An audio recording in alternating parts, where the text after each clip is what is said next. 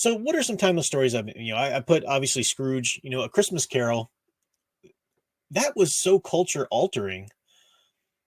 Christmas just wasn't celebrated like it is today in a lot of ways before Dickens wrote A Christmas Carol. It was more of a liturgical holiday. It was a holiday. It was a religious holiday, but that story was part of something that really made it so much more, tapping into this idea of the Christmas spirit. And some of that's commercialism. Sure, that's going to happen. And the fact today that if you see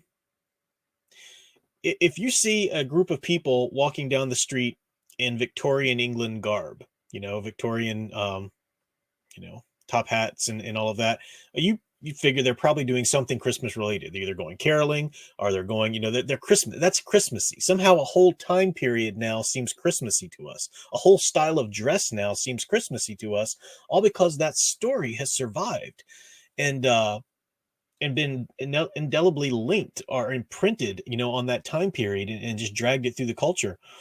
As long as we're talking about Christmas, another example of a really timeless story, a culture altering story. I forgot to look it up before the stream, but the guy who wrote the poem "'Twas the Night Before Christmas," that poem absolutely defined Santa Claus for even till today, even to today. Before that poem, you had a lot of different ideas about. I mean, there was still the idea of Santa Claus, Saint Nicholas.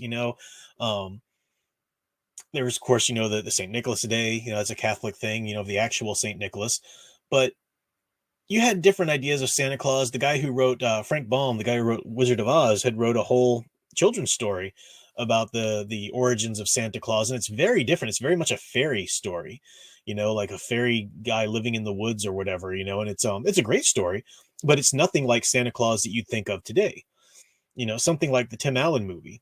Even I was talking to Sound Engraver the other day, like such a big defining aspect of what Santa Claus is in our culture, at least in my childhood growing up too, was the Coca-Cola art, the portraits that they would do, the calendars and art, whatnot, that Norman Rockwell, look. But that wouldn't have been there if it wasn't for the guy who wrote the "'Twas the Night Before Christmas" poem. If you read that poem or listen to it, on YouTube or whatever, you see the things that he invented. He invented the 8 tiny reindeer, or named them anyway.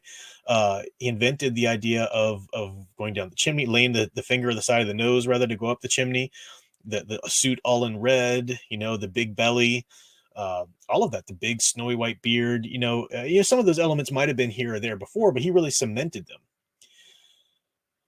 Another story, the guy who wrote, just keeping in the theme of Christmas for a second, the guy who wrote the story of Rudolph the Red-Nosed Reindeer, it was for a department store.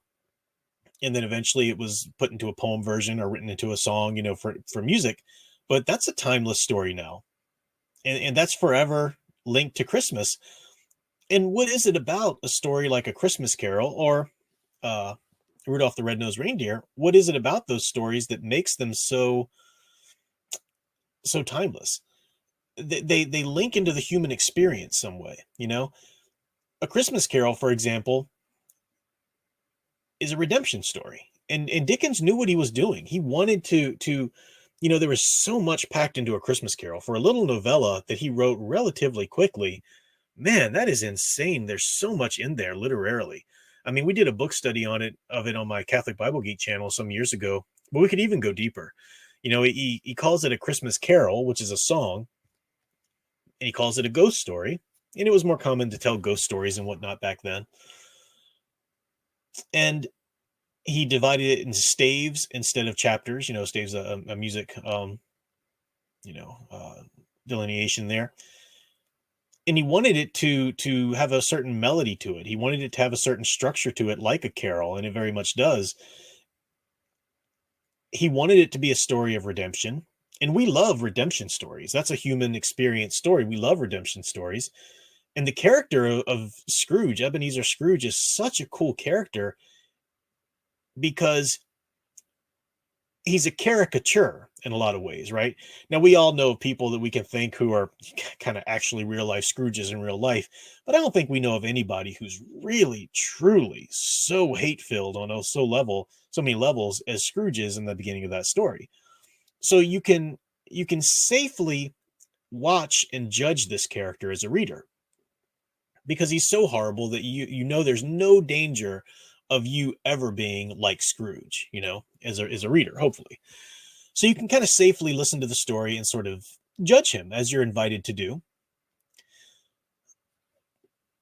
By the time you see his redemption, though, at the end, I would defy anybody to say that they truly experience the joy of life to the level that Scrooge experiences the joy of life when he wakes up Christmas morning after the spirits have visited him. It kind of is like that old Bible verse, he who has been forgiven much is will be that all that more thankful, all that more joyous, and filled with gratitude for it, really understand. And I think that the story invites us at that point to say, okay, maybe you're not as bad as Scrooge, but what can you do to try to get to that level of joy? And you look at his life, and there are always things that you can kind of compare to yours, this or that decision that he made or whatever. And that'll change through the different stages of your life. That's another aspect of a story being timeless, that it can mean different things to you at different levels of your life, different stages of your life. And you tap into the human experience, that doesn't go away. The human experience is always there, even though today it's very sad that our culture is not being taught how to experience stories. Stories aren't being given their privileged place, which is bad. I mean, culture's dying, which means the soul of the human race in some ways is dying. And I mean that sort of poetically. Um, but it's true, and but the human experience isn't going anywhere. You could get that back.